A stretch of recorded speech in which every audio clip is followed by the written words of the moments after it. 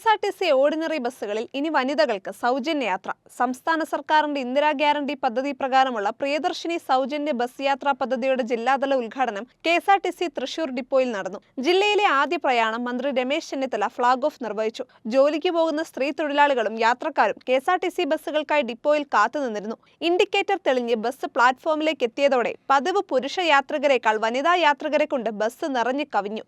Rajan J Pallan MLA അധ്യക്ഷത വഹിച്ചു. DCC president advocate Joseph ടാജറ്റ്, KPCC secretary Shaji Kodankandath, deputy mayor A Prasad തുടങ്ങിയവർ പങ്കെടുത്തു. നീണ്ട 40 വർഷത്തെ ഇടവേളയ്ക്ക് ശേഷം മന്ത്രി രമേശ് ചെന്നിത്തല KSRTC ബസ്സിൽ സാധാരണ യാത്രക്കാരനായി കയറി.